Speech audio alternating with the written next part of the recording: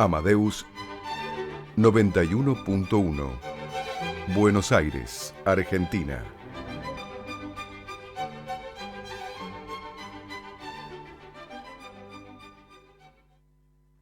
¿Cómo conducir una empresa de 50 a 300 empleados sin morir en el intento? Empresarios, gerentes y especialistas aportan cada semana experiencias y análisis sobre un sector clave de la economía argentina. MD Medianas, con la conducción de la consultora Marianela Labate y el periodista Carlos Iakovich, muestra soluciones y herramientas concretas para empresas que ya no son pequeñas, que se han profesionalizado y que quieren seguir creciendo de un modo sustentable. Los miércoles, de 12 a 13, por Amadeus 91.1. Bienvenidos a este nuevo programa de M de Medianas por FM Amadeus 91.1. Ya que es M de Marianela, tomé el poder. Estábamos muy enganchados charlando sobre las novedades para el programa de hoy.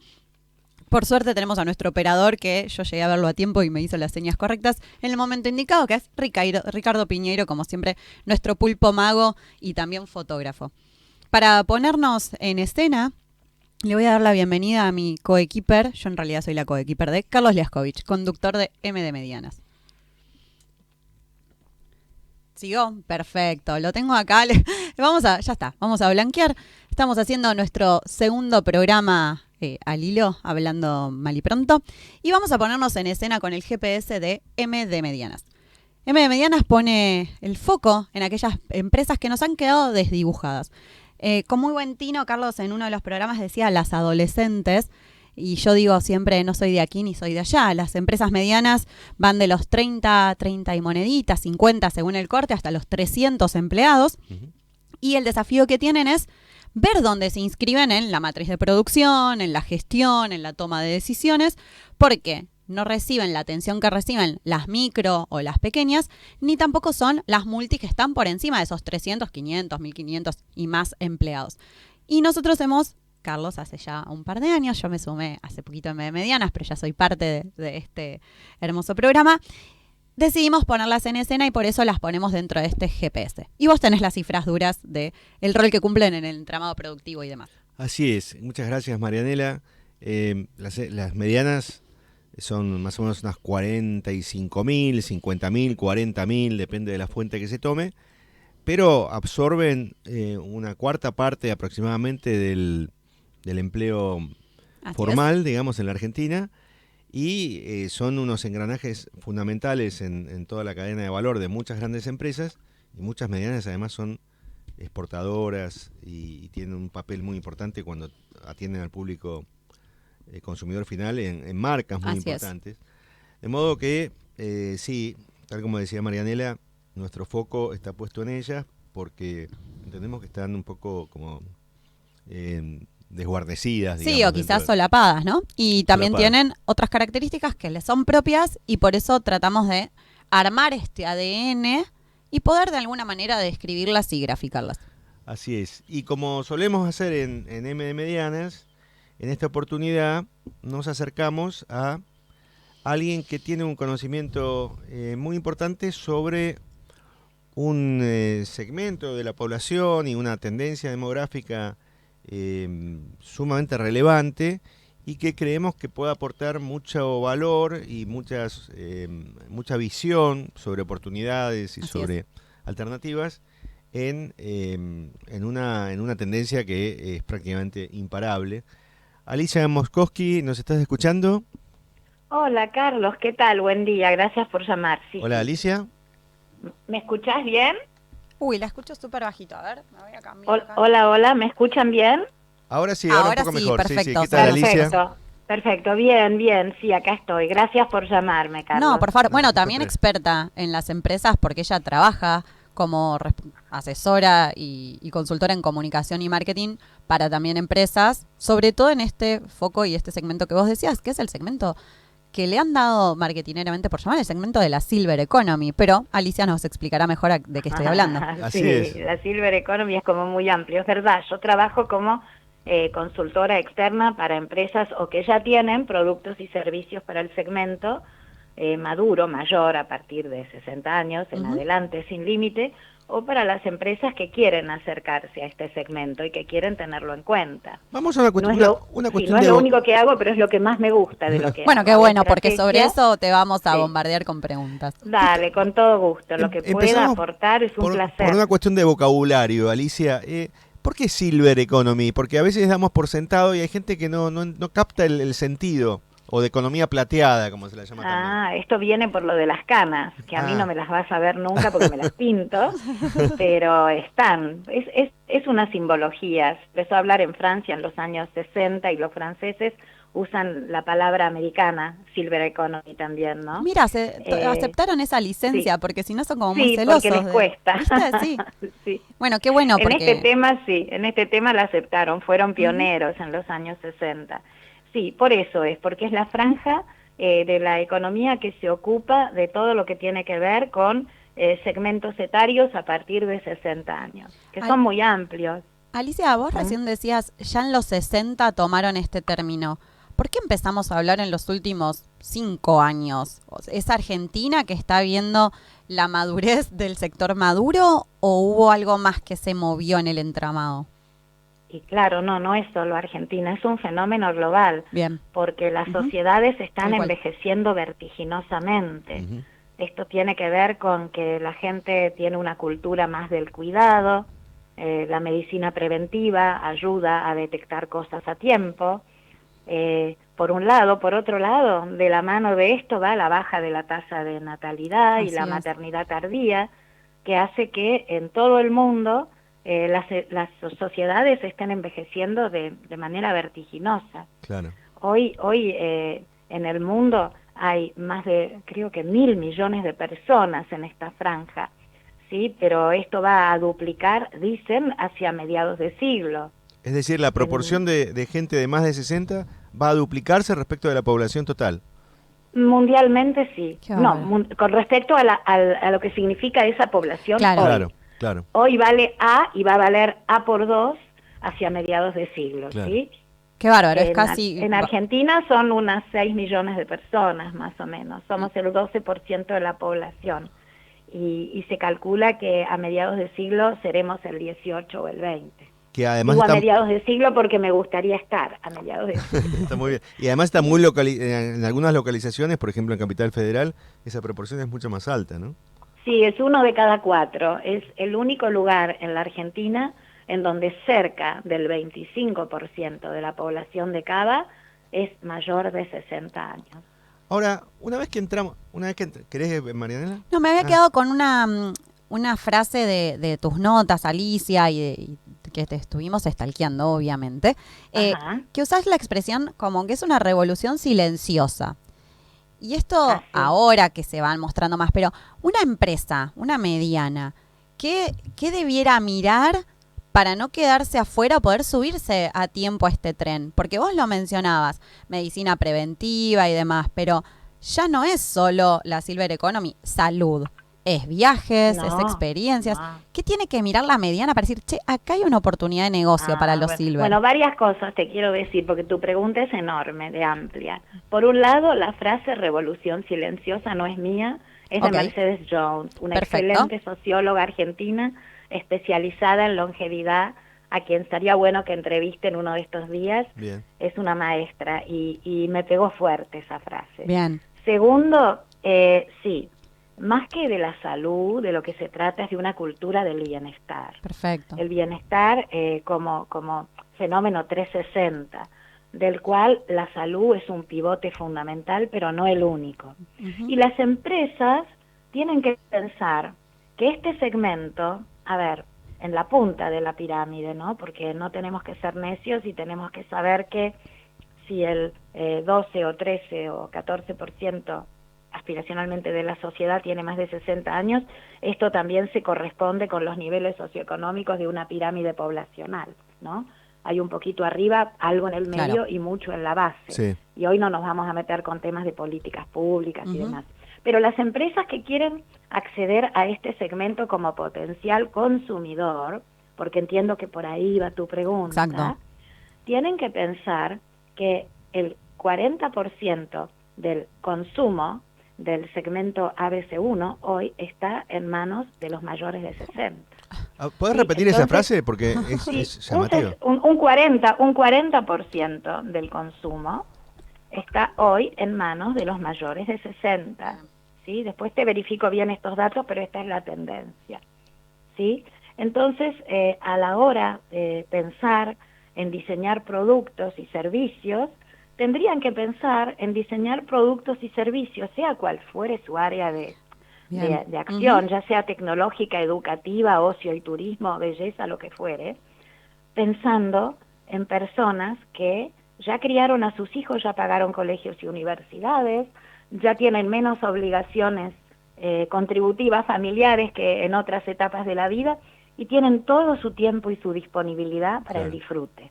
Porque esa es una frase que no se asocia con el envejecimiento, por lo general, y es una etapa de mucho disfrute, porque muchos de nosotros seguimos trabajando, por supuesto. Seguimos trabajando porque nos gusta y porque nos da la posibilidad de generar ingresos y porque nos hace sentir que contribuimos a la sociedad. Ahora, pero más allá de eso, también nos encanta disfrutar de la vida. Pasear. Claro, por supuesto. Ahora, dentro de este segmento, digamos, de más 60, está a su vez bastante diferenciado y quiero poner un poquito el foco en los de más 80, que ya empiezan a tener otro tipo de condición, otro tipo de situación de salud. Y sí. ¿Cómo se atiende o cuáles son las tendencias o qué es lo que está surgiendo con la atención de este segmento? Nosotros hace algunas semanas lo tuvimos como entrevistado a Ricardo Jauregui, que es es una eminencia, sí, Ricardo. que es el director de WeCare, el director científico de WeCare, que es una residencia de muchas, digamos, de mucho lujo, digamos, para gente mayor. Y eso nos llamó la atención respecto de las diferentes oportunidades que hay en el mercado para poder realmente cubrir estas necesidades. Y sí, por un lado, sí, WeCare, que vos acabas de mencionar, es la residencia de lujo para gente grande más interesante de Buenos Aires por todo lo que implica, porque está focalizada en fomentar, más allá de la atención médica, que es excepcional, está focalizada en todo lo que tiene que ver con la sociabilización y las actividades compartidas, porque lo que tiene la edad que vos acabas de mencionar, 80 en adelante, ponele sin límite, es que las personas se sienten muy solas por todo su entorno familiar y lo que más favorece la longevidad y las endorfinas para la buena salud es poder compartir con pares, compartir entre pares. Y la gente grande que envejece en su casa no tiene esa posibilidad. Ese envejecimiento en casa, me enteré por vos ayer, mientras preparábamos esta entrevista, que se llamaba Aging in Place, es decir, envejecer en la casa propia, ¿no? Claro, es una tendencia en donde incluso con personas con alto deterioro, algunos familiares, acá el peso de la tradición judeocristiana es muy fuerte, eligen que sus mayores vivan en la casa de siempre con un equipo completo de profesionales y bueno, y a veces es una carga muy grande para los hijos porque es una responsabilidad enorme, ¿no? Es una mini pyme. Ustedes que saben tanto por supuesto, de medianas y pequeñas, ¿no? Sí. Entonces, estas residencias muchas veces por poca diferencia económica, porque cuando haces números te das cuenta de que estás prácticamente ahí, les ofrecen no solo la solución a todo esto, sino una mirada estratégica profesional que tiene que ver no solo con la salud física, sino sobre todo con la salud emocional y psicológica, ¿no? Sí, es una mirada que también integran integral, la salud integral. Sí, holística. Y totalmente. Sumado a esto de los espacios como WeCare, por ejemplo, no sé, la otra vez miraba departamentos en Mercado Libre y aparece uno que cuando veo, digo, pero acá hay un baño adaptado, hay un espacio compartido. Eran estos edificios, para empezar también, quienes tienen esta salud y posibilidad económica, a vivir en edificios con otros adultos mayores. Yo solo conozco dos, porque en el radar en este momento no está previsto, pero ¿también ves crecer esta tendencia de quienes quieren ser un poco más autónomos, pero con cuidado? ¿Conoces casos? Sí, a ver, el tema es el tema del cohousing, ¿no? Que estás tocando. Exacto. Es un tema que en el mundo tuvo un auge muy grande a partir de los años 70 en países nórdicos, en algunos países europeos. Hay Bien. ejemplos muy interesantes en España, que ponele que culturalmente sería más afín con nosotros que los Estados Unidos o los países nórdicos. Y muchas veces nos preguntamos por qué en Argentina esto todavía no se ve, más allá de que hay algún proyecto incipiente en zona norte, Sí, que está desde ahí empezando el que la construcción, pero no los hay a nivel de edificios urbanos, y esta es la demanda urbano. que nosotros en nuestro equipo consultor hemos detectado, y estamos empezando a pensar seriamente en darle forma a esta demanda para ver si generamos, en conjunto con algunos desarrolladores visionarios, estaría maravilloso que alguno nos esté escuchando hoy, por ejemplo, algún prototipo interesante, porque hemos confirmado en entrevistas individuales y charlas con el mercado objetivo, que hay un segmento muy grande de personas de 60 y 70 y pico, autoválidas, que están pensando en el futuro y que tienen a lo mejor propiedades muy grandes y que se les hace muy pesado y que se quieren ir a vivir a algo más pequeño, pero que cuente con una infraestructura de servicios Claro. al nivel de lo que siempre han vivido. Se trata de algo de inserción urbana, ¿sí? Bien. Y no existe nada en ese sentido en Argentina todavía, pero algún especialista me dijo hace poco que le parece que el mercado ya está maduro. Así que hacia allá va la tendencia, sin duda. Bueno, oficiaremos en M de Medianas como contacto con empresas constructoras que hemos entrevistado también. Sí, completamente. Sería maravilloso poder generar un foro de conversación para instalar este tema, porque yo creo que es lo que se viene, y te lo digo no solo como profesional de estrategia y marketing en economía plateada, te lo digo como target market, que ya soy de este segmento. Claro, vos, ¿sí? vos enfatizás mucho Soy. en diferentes entrevistas y charlas que has tenido el factor, digamos, de valor agregado que todavía la gente de más de 60 puede ofrecer en el mercado, ¿no? Que Enorme. Sí. Enorme. Si las empresas supieran, y se da una paradoja increíble hoy en el mundo laboral, ¿no?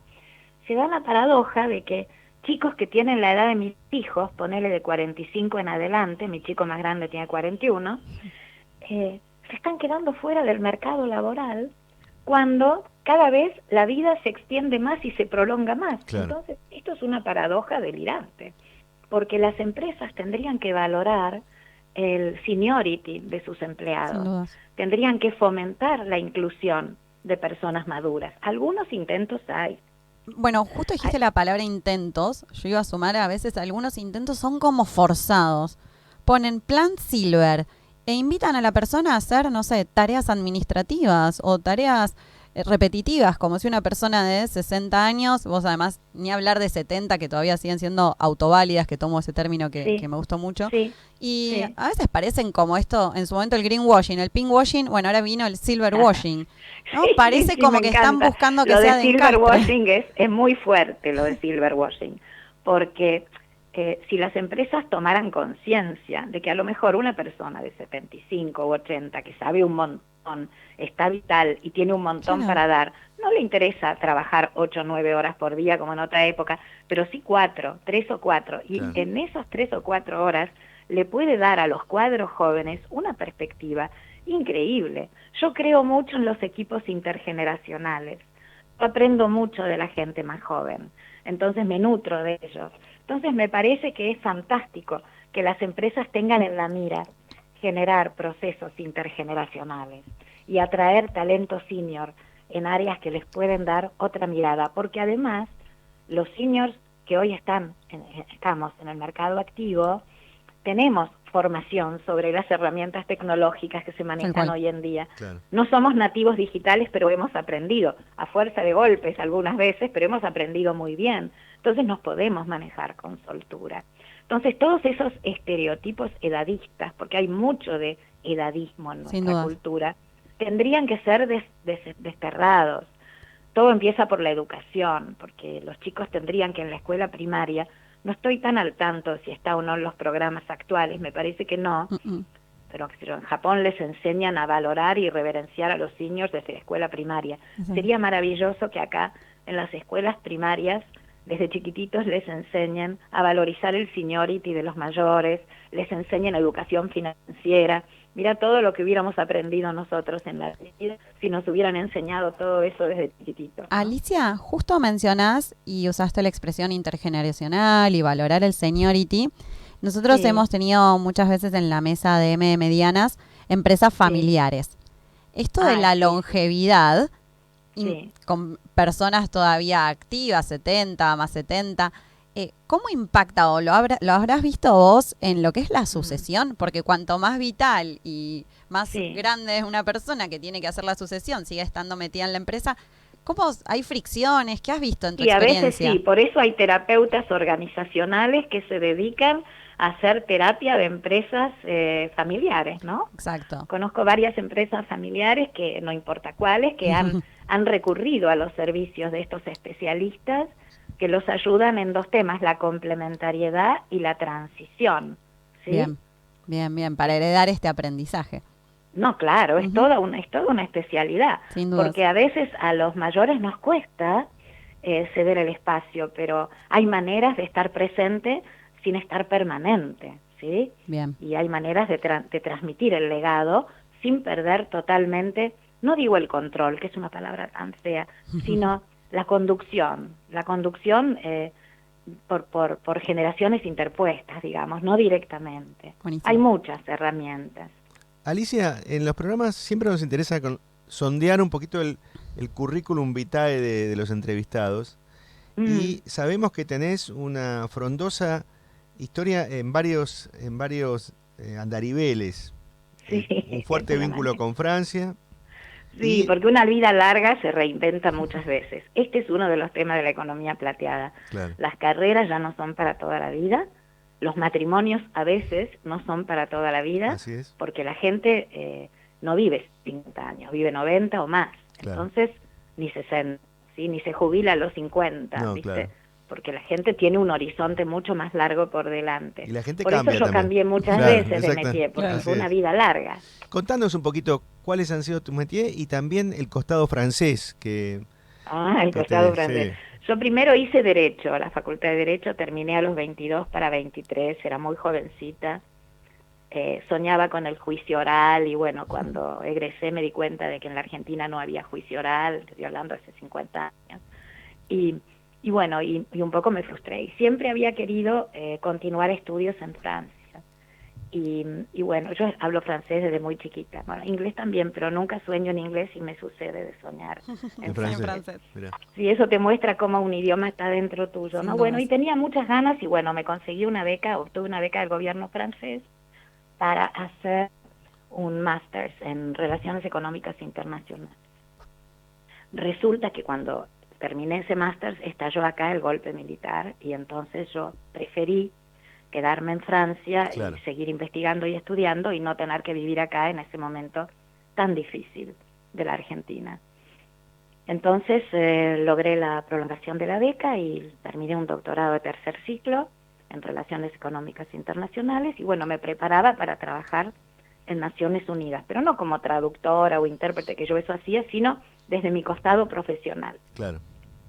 Bueno, eso no se dio en lo inmediato y luego... bueno, conocí al padre de mis hijos acá en Argentina y bueno, yo tenía todas las chances acá y entonces me establecí acá y acá formé mi familia y así la vida continuó y empecé a trabajar en el mundo corporativo. Y ahí hay dos marcas importantísimas en tu carrera que son también muy conocidas para todos. Sí, porque ingresé a American Express para el área de asuntos públicos, relaciones públicas y comunicaciones, para temas institucionales y rápidamente descubrieron que tenía potencial para el marketing y como siempre digo, esa es mi tercera universidad y les estoy profundamente agradecida porque tuve la oportunidad de capacitarme aquí y mucho en el exterior en todos los temas de marketing en los años 80, ¿no? Y bueno, y a partir de entonces estuve en marketing siempre, primero en tarjetas de crédito, luego en centros comerciales, y hasta casi los 60 y pocos, en que trabajé, bueno, como consultora independiente, Qué bueno. ¿no? En Claro. estrategia, marketing, comunicación. De modo que hay mucho background en todo lo que decís, mucha experiencia Sí, comercial, sí, la verdad que sí, mucha corporativa. experiencia comercial, Sí. porque de American Express pasé a Alto Palermo, fui su primera gerente comercial y de marketing. Lo inauguramos hace apenas 35 años, en Claro. octubre del 90, Sí. con un equipo de primera, el equipo más maravilloso que un gerente de marketing pueda soñar tener, y hoy día son fabulosos profesionales, en cada uno de ellos en todas sus áreas. Y bueno, y seguí asesorando luego centros comerciales por mi cuenta aquí en el exterior.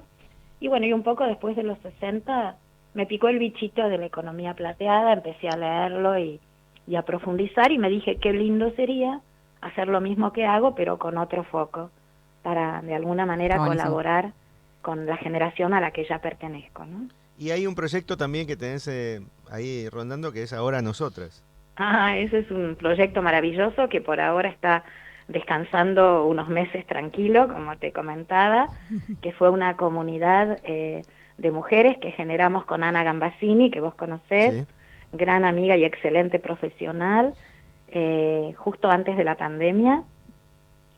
Y el objetivo de esta comunidad, que tiene entre Facebook e Instagram unas 54.000 seguidoras, todavía las tiene, y ojalá lo podamos relanzar en breve. Ay, ojalá que sí. El objetivo era comunicar el potencial de aporte de la mujer madura a la sociedad, combatir la invisibilización de que es objeto la mujer madura a veces, y por otra parte comunicar que hay belleza a toda edad, ¿no? Y fue muy lindo, es muy lindo, porque a la luz o hijitos de esta comunidad se generaron muchos grupos de WhatsApp que reúnen muchas mujeres autónomos que se juntan, que hacen networking, que generaron amistades. Muy, muy lindo. Yo estoy en algunos de ellos y las sigo y me da bueno. un enorme placer. Es una hermosa comunidad. Lo que pasa es que hace falta tiempo, disponibilidad y Ay, sin recursos dudas. para relanzarla. ¿sí? Completamente. Pero la base está, como se decía. No, totalmente. Perfecto. Totalmente, y nos ha dado, tanto a Ana como a mí, muchas satisfacciones. Realmente. Nos Bien. sentimos muy orgullosas de los lazos que se generaron entre tantas mujeres en el seno de esta comunidad. Bien, Alicia, muchas gracias, Alicia Moskowski, por comunicarte y conversar con M de Medianas. Así es. Sí, Y para bueno, mí un placer. y- Todo lo que tenga que ver con comunicar el potencial de este segmento, cuenten conmigo. Por lo pronto Siempre. yo ya te veo en redes sociales, te voy a seguir en LinkedIn, que es mi red social favorita, y espero Bien. seguir aprendiendo, bueno, de vos y de Ana también, que también he tenido contacto con ella a través del programa. Fantástico, fantástico. Les agradezco muchísimo la invitación. Les mando un beso grande y estamos conectados. El año que viene te vamos a tener en el programa. Con Chao. todo gusto. chao, Muchas gracias. Un abrazo. Abrazo. En Sancor Salud impulsamos nuevas especialidades. ¿Sabés qué hace una abeja en el gimnasio? Zumba. Como la risoterapia. Hace tan bien a la salud. Por eso esta radio viene con chiste incluido. Y nuestra especialidad, brindar la mejor atención en todo el país con planes para cada momento de la vida. Sancor Salud. La buena salud es todo. Superintendencia de Servicios de Salud 0800 222 7253 www.sssalud.gov.ar. Número de inscripción 1137. Bien, Marianela, vamos a nuevamente proponerle a nuestra audiencia que pueda potenciar sus equipos junto al CUI, el Centro Universitario de Idiomas, que es una institución de alto impacto académico. Ofrece cursos grupales, in-company, workshops y traducciones, y también tiene programas para empresas que son a medida, de modo que los colaboradores puedan comunicarse en entornos multiculturales. Pueden obtener más información en quickcorporate.com. Recordamos y aclaramos que corporate es porque nos referimos al área de servicios corporativos del Centro Universitario de Idiomas. Todos los cursos otorgan certificados y diplomas avalados por la UBA, y además, si van de parte de M Medianas, tienen un 10% de descuento en sus soluciones para empresas. Así es. Bien, Marianela, esta es nuestra última emisión Así es. en FM Amadeus, porque la radio se va a transformar y nuestro programa, como todos los demás de esta radio, van a tener que trasladarse a otra emisora Así es. a otras emisoras que elijan para el año 2026. Y me parece que es una excelentísima oportunidad para continuar aquella entrevista que tuvimos a principios de 2025, pero ya desde otro lugar, porque ahora ya sos parte fundamental de M Medianas, que pueda seguir desarrollando tu gran expertise en un área, una zona, una avenida del marketing de las empresas, Sí. que es el storytelling. Ahora sí me puedo poner nerviosa. Ahora te podemos poner Ahora nerviosa. estoy autorizada. Exactamente. Y después, por supuesto, va a haber foto con la entrevistada. Perfecto. Bueno, me encanta, más allá de, no porque yo sea la entrevistada, sino porque también hace tiempo atrás volví a tener contacto con la radio, sentada en esta misma sillita, con un paneo por el marketing digital, y hoy ser parte de M Medianas me parece un planazo para el año que viene, ¿no? Cuando uno hace estas cosas de balance que no me gustan, bueno, ya tenemos una zanahoria para reconvertirnos para el 2026. Y nada de lo que venimos hablando puede ser ignorado, ¿no? Esto del storytelling, de la transformación digital y demás. Y me parece que va a ser una obligación para las empresas, sobre todo en contextos de IA. Bien, esa relación me interesa muchísimo porque hay una suerte de instantaneidad en el uso de IA, de la inteligencia artificial, que a veces hace perder algunos fundamentos, digamos, de lo que es la comunicación que generan las empresas. Y me gustaría un poco volver a las fuentes, Sí. para de ahí, si se quiere, volver a crecer. Pero a veces, si se olvidan estas fuentes, se desaprovecha la herramienta o... Mira, te voy a dar un se la pierde. ejemplo como muy clarificador. Hará no más de una semana se volvió viral una crítica a una campaña que por excelencia todos esperan, o los del marketing y comunicación esperamos para esta época del año, que es la de Coca-Cola. Coca-Cola siempre tuvo sus animaciones, ¿no? Los osos polares, Papá Noel, su creación y demás.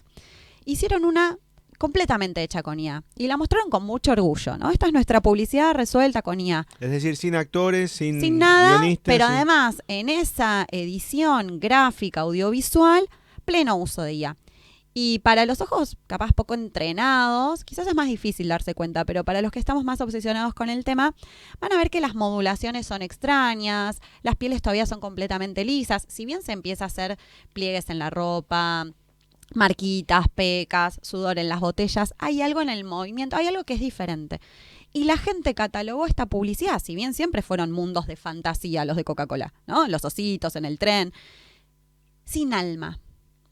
Y esa fue la expresión que me hizo como replantear hacia dónde vamos con el uso de IA y por qué esto que bien decís vos de volver a las bases del storytelling. O volver a las bases en general de cómo voy a comunicar y qué.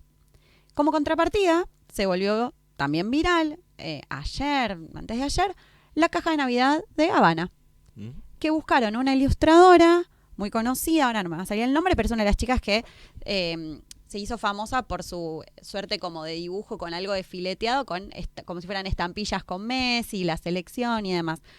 ¿Y cuál era la propuesta de valor? Volver a las bases, volver a lo artesanal, volver al objeto de culto y a la colección. Entonces creo que el sano equilibrio podría estar entre la combinación y la convergencia de disciplinas. ¿Pilar Dibujito puede ser? Pilar Dibujito. Ahí está. Me salía otra que te decía dibujito. Pilar Dibujito.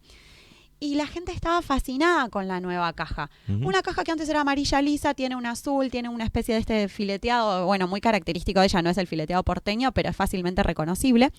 Y entonces, ¿hacia dónde vamos? ¿No? Esto, Humberto Eco, entre apocalípticos integrados.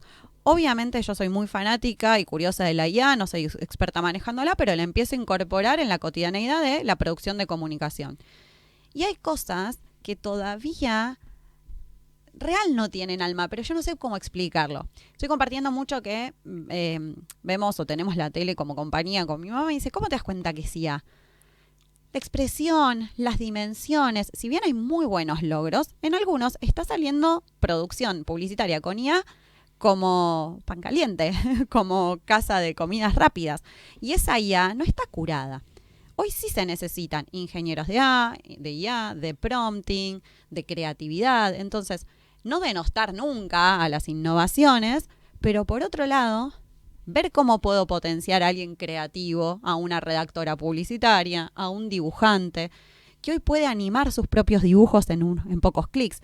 Entonces, el desafío de las empresas es, ¿esto con qué se come? ¿No? ¿Cómo lo incorporo a la narrativa sin perder el corazón? Que eso es el storytelling, ¿no? Ahí va mi pregunta, si querés, un poco más atrás todavía de esta actualización tan útil que nos estás dando sobre el vínculo con la inteligencia artificial, que es la función básica del storytelling dentro de todas las herramientas con las que cuenta una empresa, pensemos en una empresa mediana, para comunicar, para llegar a sus clientes, incluso clientes corporativos, porque si son B2B, que eso lo has desarrollado mucho vos con especial foco, el vínculo de una empresa que no hace comunicación al consumidor, que no le vende al consumidor, pero tiene que llegar a los 500 compradores de empresas potencialmente compradoras de sus servicios o productos, ¿no? Bien. ¿Cómo es esta relación? Yo lo podría dividir en 3, así a ojo, sin haber organizado demasiado, en 3 ejes.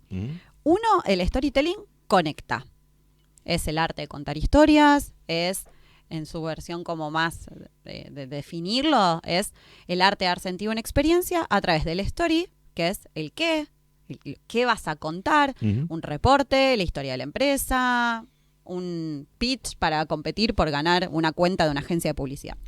Después tenés la parte del telling, que es el cómo vas a contar. Los tipos de relatos, los arquetipos de marca, la producción audiovisual, el escenario y demás. Con esos recursos, yo conecto con la gente. El storytelling es el único que nos permite lo que llama Antonio Núñez, uno de los expertos de habla hispana, que es la atención proyectiva.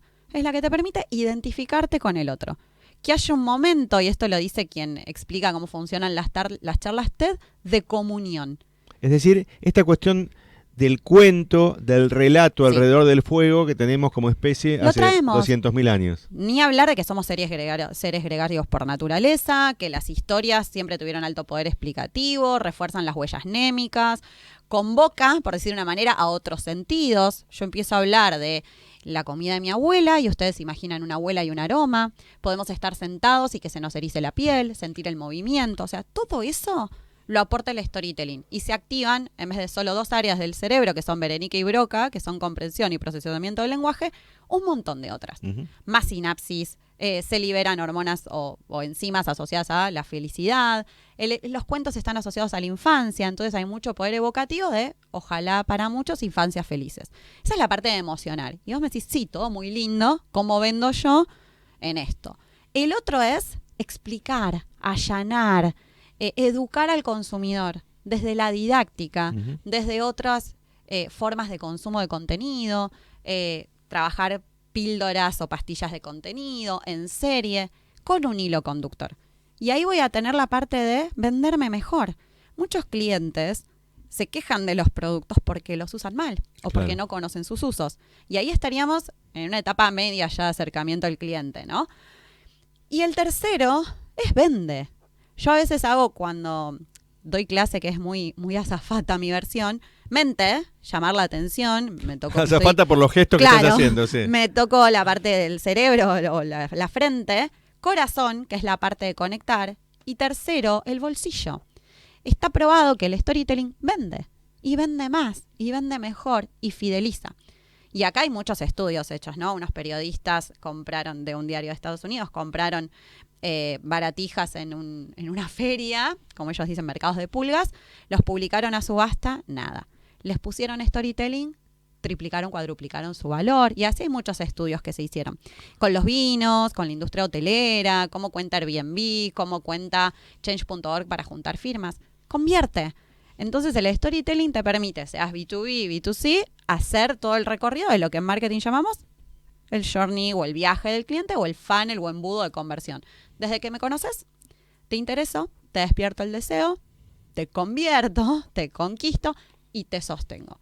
Inclusive la B2B, que tiene un terreno más árido para venderse. Eso es interesante también, porque uno suele pensar que si voy a comprar aluminio en Aluar para mi empresa de lo que sea, digamos, y lo necesito como insumo, mi vínculo va a ser de pesos y medidas. Sí. Sin embargo, el vendedor de aluar de aluminio puede establecer conmigo un vínculo Sin dudas. que supere esta cuestión, o que la acompañe, o que la de alguna manera matice, ¿no? Y yo lo que quiero, parece contraintuitivo lo que voy a decir, pero echar un poco por tierra el mito en torno al que el storytelling tiene que ser todo una historia con personajes animados y a las 12 te convertís en calabaza. Con abuelos, caperucitas y todo Exacto, eso, claro. y vienen los pajaritos que nos visten. No, el storytelling es elegir una metáfora. Elegir, no sé, la sinécdoque, ¿no? La parte por el todo, la exageración, la yuxtaposición. Digo, son todas figuras retóricas que las puedo googlear, digo, no hay que volver a eso. Pero a lo que voy es, no necesito ser un escritora erudita en narrativa. Todos tenemos una historia que contar. Algunos se sentirán más cómodos, o con más bemoles, con más impronta. Digo, hay autores que dicen el objeto mágico. Aferrate a algo representativo de tu empresa y usalo cual varita para transformar. Con un cliente, en una consultoría de storytelling, ellos venden baldosas de caucho reciclado. Uh-huh. ¿Qué sos? Fabricante de caucho. Pero eso es sin alma, vuelvo a lo que decía antes. Y ellos fueron avanzando, hacen estas baldosas para espacios de caballerizas, para plazas blandas, para lugares de CrossFit, inclusive lugares para adultos mayores, porque todo eso tiene menos impacto en nuestras rodillas, en el cuidado de los menores y de los adultos, en quien entrena. Y ellos armaron un dispositivo que era como un tridente, como si fuera la forma de estos dispositivos, los spinners que estuvieron de moda, bueno, como un triangulito que permitía el encastre sin pegar eso. Y ese fue su objeto mágico. Ellos lo tienen patentado, tiene un nombre y le encontraron el storytelling a eso. Son dos socios más la empresa y la creatividad. Ellos son una empresa de bajo impacto ambiental, entonces triple impacto. Y le fueron dando sentido a ese objeto mágico. Claro. Y esa es la llave mágica para abrir un storytelling. Ese es el abracadabra que si lo buscamos está relacionado con el arte de contar historias. No es solo una palabra para trucos de magia, ¿no? Ahora volvemos al principio y volvemos a integrar la inteligencia artificial. Sí. Digamos, la inteligencia artificial, ¿qué consecuencias y qué peligros implica para un storytelling no bien llevado o que no sabe cómo sumarla a la IA entre sus herramientas? Para mí el peligro está en ser miopes y consumir cualquier respuesta que nos dé la IA. Ya ha pasado, por un lado, en mi rol académico, de que lleguen equipos o presentaciones con la misma respuesta ante un sector industrial que les asignó, la misma ocurrencia. Eso fue la IA. Uh-huh. La IA tiene el poder de endulzarnos. Carlos, sos el más mejor, qué buena idea. Sos siempre... Entonces, pinchar a la IA para que sea más incisiva, ponerles lo que llamamos filtros para evitar las alucinaciones. Yo puedo armar un prompt y decirle, quiero que seas crítico, que si no sabes me digas que no sé, y esa parte. Porque si no vamos a estar siempre... la IA ya se está alimentando de sí misma. Hay tanto contenido generado por IA que es su propio alimento.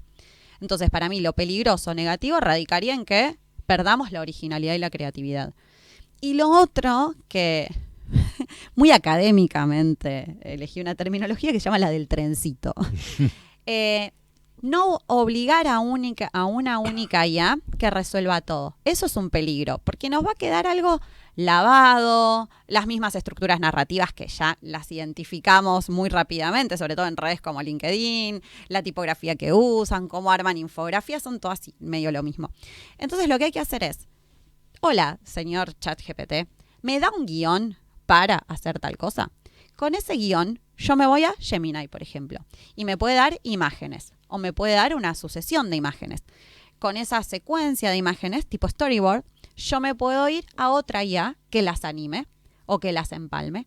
O le puedo pedir, por ejemplo, no sé, a Google IA Studio que me redacte un prompt bien armado para hacer una producción audiovisual. Y lo va a redactar de otra manera. No pone, haceme un video. Te pone iluminación, plano, ambiente, música. Y divide de una forma como si fuera más un director de arte. Entonces, con eso yo minimizo los riesgos y los peligros que vos decías de como resultante que puede dañar o que le podría pasar a una empresa. Párrafo aparte, privacidad, datos que le van a cargar y demás, porque es como usar Instagram, ¿no? Todos nos gusta la personalización, pero ¿qué le estamos dando? Datos, bueno, nuestros datos en particular. Entonces, ahí ir aislando eso y estar muy atentos a lo que nos da como resultado. Ayer circulaban, cuenten cosas graciosas que les pasó con IA. Y una chica le combinó el Martín Fierro con el chaqueño palavecino y defendió eso en su clase. Gente que ha perdido vuelos, gente que ha ido a lugares que cerraron hace un año. Claro. Entonces, como con cualquier otra fuente de información, inclusive los medios o cualquier otra, preguntarnos y no perder la capacidad de asombro y de curiosidad. Para una empresa que está empezando a girar hacia el uso de la IA, pero que es una empresa relativamente establecida, con clientes relativamente firmes, esto implica un gran costo de inversión, implica una gran transformación en la cabeza de su gente. ¿Qué le recomendarías vos como pasos para que vaya girando hacia la inteligencia artificial sin perder, si se quiere, su esencia o su identidad? Mi palabra mágica es depende, obviamente. Primero siempre preguntarse, como cualquier innovación que voy a incorporar, un software, redes sociales, contratar a una persona, ¿con qué objetivo lo voy a hacer? Eso ya te va a dar una dimensión del grado de escala y de inversión que vas a necesitar, y siempre preguntarse de qué recursos dispongo, de económicos, de personal y de tiempo. Porque hay implementaciones que nos demandan cierta exigencia y las tengo que llevar a cabo y eso va a tener otro desembolso de dinero. Por lo pronto eso, una vez que decidí qué voy a hacer, veo qué IA es la que mejor me resulta. Y en eso hay que tomarse el tiempo, frustrarse y volver de probar distintas. Una es más creativa, Perplexity, por ejemplo, es mejor para investigar. ChatGPT quizás es más original, pero tiene ciertas imprecisiones. Gemini es mejor para retocar y crecer. Y ahí van a empezar a encontrarse con versiones de pago, versiones con créditos, moneditas o créditos que se renuevan. Y eso les va a permitir tener un paneo. Cuando elijan aquellas que son las más fáciles de usar, porque eso también hay que considerarlo. ¿Cuánta maña nos damos a la hora de chatear con estas inteligencias? Y ver el presupuesto en ese caso.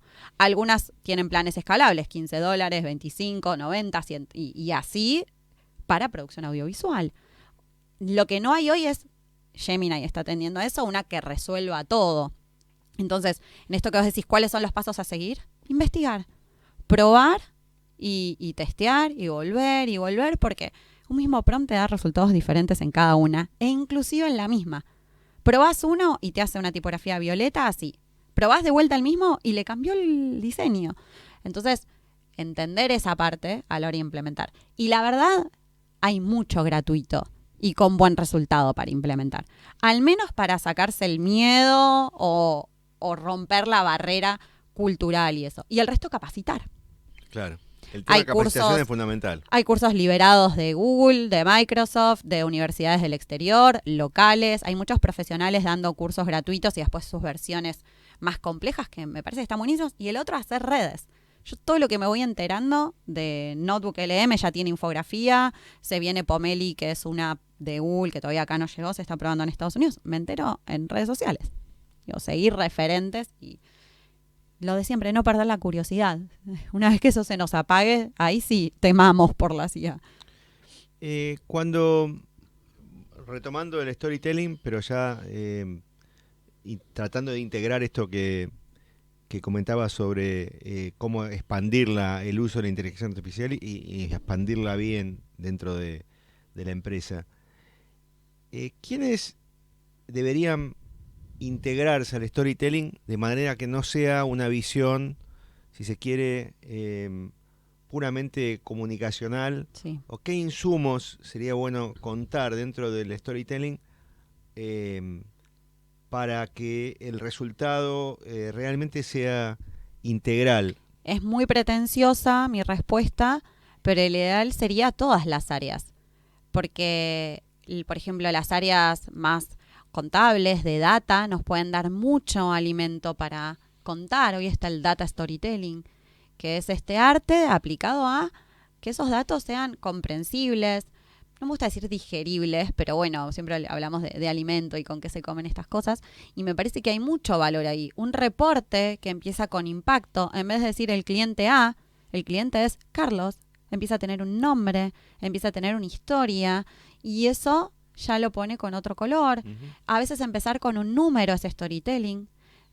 Es medio cruel a veces, pero algunas charlas de storytelling cuento que empiezo con un 600.000, 800.000 y la gente dice, ay, son redes sociales, son las horas que vivimos.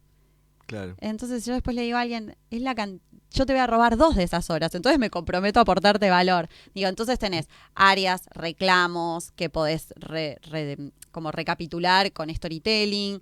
Y lo ideal sería que, y si vamos a una mediana, un fundador, una gerenta, alguien que también nos traiga la historia pura y dura. Porque si no, siempre parece que storytelling es solo para la recta histórica, claro, pero lo podemos hacer para los valores.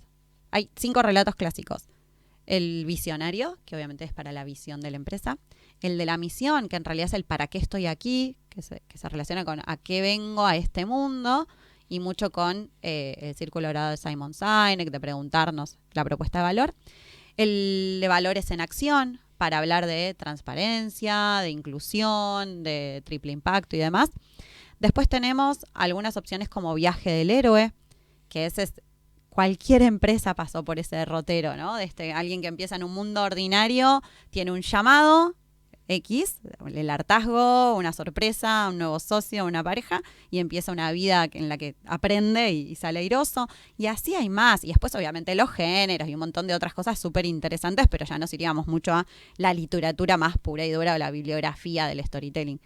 Pero hay mucho recurso para explotar y algo que no dije antes, hay IAs ya previstas para ayudarnos, todavía con una estética un poco infantil o fantasiosa, pero Cuenti.to es un desarrollo argentino que ya tiene audiolibro, y hay otra que es Storybook, que es de Google, que también hace formato libro-audiolibro, y después hay otras para hacer los storyboards, ¿no? Estas secuencias con escenas.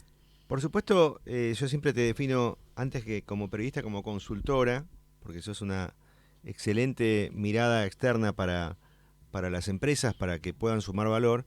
Y antes de saludar e irnos, me gustaría que el oyente pueda saber dónde ubicarte y cómo contratarte y cómo recurrir a tus servicios. Yo tengo un problema, y es que estoy mucho en LinkedIn, o LinkedIn, si lo nombrásemos. Es la red por excelencia donde elegí construir este perfil. En Casa de Herrero, Cuchillo de Palo, en Instagram es mi perfil personal, donde soy una barilochense venida a Buenos Aires más. Y en LinkedIn te encuentran como Marianela. Marianela.lavate, con me corta una sola T. Igual que el verbo para allanar el camino, que nos encontremos en las redes. Excelente. Bueno, la verdad, muy contento, Marianela, de esta entrevista, porque aprendí mucho. Creo que los oyentes también. No, qué vergüenza, al contrario, qué valor. Y el 2026 nos encontrará entonces en una nueva radio. Es así. Bueno, en M de Medianas también tenemos nuestra cuenta y nuestro perfil en LinkedIn, y también en el canal de YouTube, donde pueden ver los programas grabados. Y desde ya también agradecemos a nuestros apoyos institucionales que nos han acompañado, WeCare, CUI, y también contamos con Sancor Salud. Sancor Salud, y bueno, y le agradecemos nuevamente a Ricardo Piñero por todo lo que nos ha ayudado en todos estos años en M de Medianas, y nos reencontraremos seguramente a principios del 2026 en otro espacio, pero con el mismo espíritu. Así es, poner en escena a las M de Medianas. Así es. Gracias, Marianela, y nos estaremos viendo. M de Medianas, con la conducción de la consultora Marianela Lavate y el periodista Carlos Iacovich.